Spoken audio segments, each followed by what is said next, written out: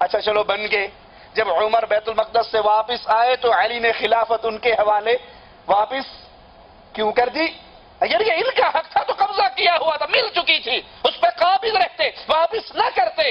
واپس کر دینا دلیل ہے کہ علی جانتے تھے کہ یہ خلیفہ برحق ہے، ان کی ان سے کوئی دشمنی، لڑائی اور جنگ نہیں تھی. سیدنا عمر کے دور میں جب ایرانیوں سے مقابلہ ہوا، ان کا لشکر مسلمانوں کی طرف بڑھا، مسلمان لشکر کفار کی طرف بڑھا، تو سیدنا عمر رضی اللہ عنہ وارضاہ نے خود اس لشکر کی کمان سنبھال کر مقابلے کے لیے جانا چاہا. تو سب سے پہلے اعتراض سیدنا علی نے کیا رضی اللہ عنہ وارضاہ، اور انہیں منع کیا کہ آپ نہ جائیے، اپنی جگہ پر کسی اور کو بھیجیے. اور عمر علی کا مشورہ مان کر اس لشکر کی سالاری کو لے کر نہیں نکلے، بلکہ کسی اور کو مقرر کر کے بھیجا. سیدنا عمر رضی اللہ عنہ وارضاہ جب قاتلانہ حملے میں شدید زخمی ہو گئے اور بچنے کی امید نہ رہی، تو انہوں نے مسلمانوں کو خلافت کے لیے 6 نام پیش کیے. سیدنا عمر نے 6 نام پیش کیے، اور ان ناموں میں سیدنا عثمان، سیدنا علی، سیدنا سعد بن ابی وقاص، سیدنا عبد الرحمن بن عوف، سیدنا زبیر بن عوام اور سیدنا طلحہ بن عبید اللہ، یہ 6 نام حضرت عمر رضی اللہ عنہ وارضاہ مسلمانوں کو پیش کرتے ہیں کہ ان میں سے جس کو چاہو تم اپنا خلیفہ مقرر کر لو.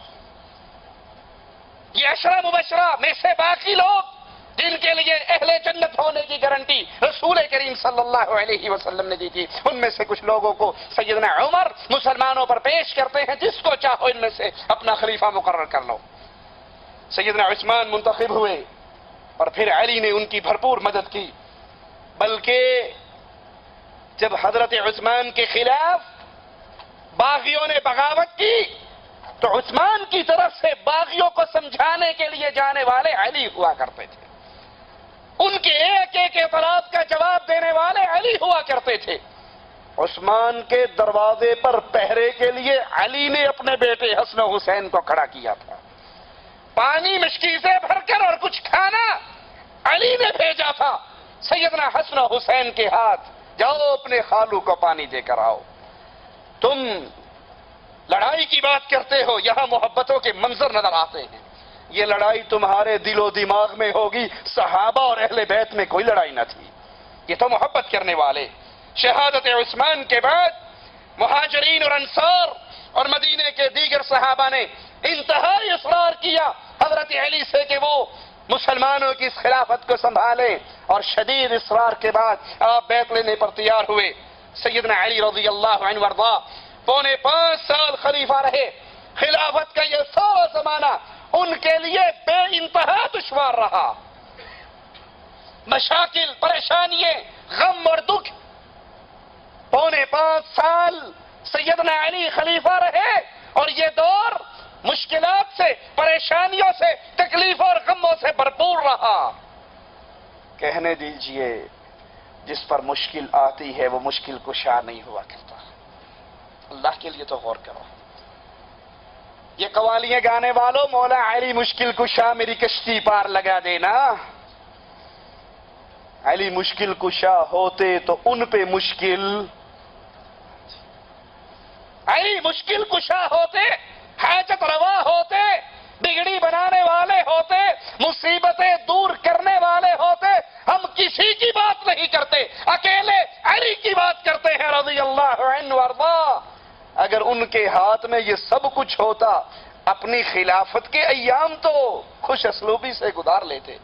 وہ تو خلافت کا سارا عرصہ پریشانی اور غموں میں رہے، کہیں یہاں لڑائی ہے، کبھی وہاں لڑائی ہے، کبھی یہاں فتنہ ختم کر رہے ہیں، کبھی وہاں فتنہ ختم کر رہے ہیں. سیدنا علی کی پہلی مشکل کہ عثمان خلیفۃ المسلمین شہید کر دیے گئے، اور عام آدمی شہید نہیں ہوا، خلیفۃ المسلمین شہید ہوا ہے. اس کے قاتلوں کو کیسے گرفتار کیا جائے؟ جو جس پر مشکل پڑے وہ مشکل کشا نہیں ہوا کرتا، اور جو ساری مشکلوں کو ٹال دیتا ہے وہ مشکل کشا ہوتا ہے، اور وہ ذات صرف عرش والے اللہ کی ذات ہے. باقی سارے منگتے، باقی سارے سوالی، باقی سارے فقیر، باقی سارے کلاش، باقی سارے مصیبتوں پریشانیوں میں گھرے ہوئے اور ہر طرح کی مصیبت کو دور کرنے والا ایک اللہ. ان ارادنی اللہ بضر، اگر اللہ کسی پر مصیبت، مشکل، پریشانی، غم، دکھ اتارنا چاہے، هل هن کاشفات ضرہ، تو کوئی ہے جو اللہ کے علاوہ اس آئی ہوئی مصیبت، غم اور دکھ کو دور کر دے. سیدنا علی کی خلافت میں پہلی مشکل، مسلمانوں کا خلیفہ شہید ہوا ہے، عام آدمی نہیں. رسول کا داماد شہید ہوا ہے، عام آدمی نہیں. جنت کا ایک مجلس میں 7 مرتبہ جنت کا ٹکٹ لینے والا عثمان شہید ہوا ہے، عام آدمی نہیں. فرشتے اس سے حیا کرتے تھے، عام آدمی نہیں. اس کے قاتلوں کو کیسے پکڑے؟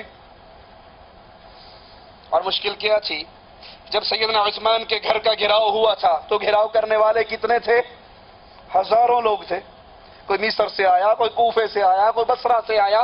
ہزاروں باغیوں نے سیدنا عثمان کے گھر کا گھراؤ کیا اور پھر کچھ اندر داخل ہوئے اور انہوں نے شہید کر دیا. اب یہ پتہ ہی نہیں کہ اندر گیا کون تھا، مارنے والا کون.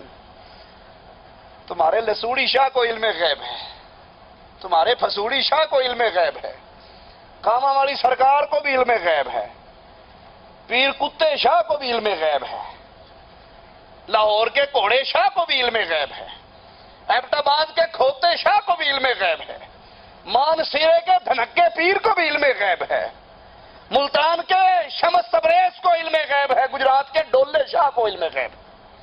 اور یہ علی رضی اللہ عنہ وارضا ہزاروں کا مجمع ہے. ان میں سے کچھ لوگوں نے عثمان کو شہید کیا ہے. علی کو علم غیب، اور اگر علم غیب ہوتا علی کی معاویہ سے جنگ، علی کی عائشہ سے جنگ نہ. ان کا تو ایک ہی مطالبہ تھا. سیدنا معاویہ نے کہا تھا اپنا ہاتھ آپ کے ہاتھ میں دوں گا، اہل شام آپ کی بیعت کریں گے، صرف عثمان کے قاتلوں کو گرفتار کر لو. پیروں فقیروں کے بارے میں علم غیب کا عقیدہ رکھنے والوں، علی جواب میں کہتے ہیں معاویہ کیسے گرفتار کروں، یہ ہزاروں کا لشکر تھا اور مجھے نہیں پتا. مجھے کہتے اتوں کہندے سانو نہیں پتا، وچوں سارا ہی پتا ہوتا ہے. یہ ہمارے پیر جب کہتے ہیں نا سانو نہیں پتا، اتوں کہتے ہیں، اندر سے انہیں سارا پتا ہوتا ہے. علی رضی اللہ عنہ وارضا پہلی مشکل عثمان کے قاتلوں کو کیسے گرفتار کرے، اور ہر مومن کے دل کی یہ خواہش کہ عثمان کے قاتل گرفتار ہو جائیں، ان کے خون کا بدلہ لیا جائے. لیکن اتنی بڑی تعداد میں وہ قاتلوں کو پہچان اور جان نہیں سکتے تھے. کیوں؟ موقع کا گواہی کوئی نہیں تھا. سیدہ نائلہ رضی اللہ تعالی عنہا زوجہ عثمان، جب کاف ظالموں نے اپنی تلواروں کو بلند کیا، یہ عثمان کو بچانے کے لیے دوڑی اور ان کی انگلیاں کٹ گئی. اور باغی یا کوفے سے آئے تھے یا مصر سے آئے تھے یا بصرے سے آئے تھے، نائلہ ان کو پہچانتی نہیں تھی. نہ نائلہ کو علم غیب، نہ مولا علی کو علم غیب. سیدنا علی رضی اللہ عنہ وارضا نے صوبوں کے نئے گورنر مقرر کیے. ان گورنروں نے جا کے پرانے گورنروں کو ہٹا کر اپنی ذمہ داریاں نبھانی شروع کی. اور جب ان کا گورنر امیر معاویہ رضی اللہ عنہ وارضا کے پاس پہنچا تو انہوں نے دستبردار ہونے سے انکار کرتے ہوئے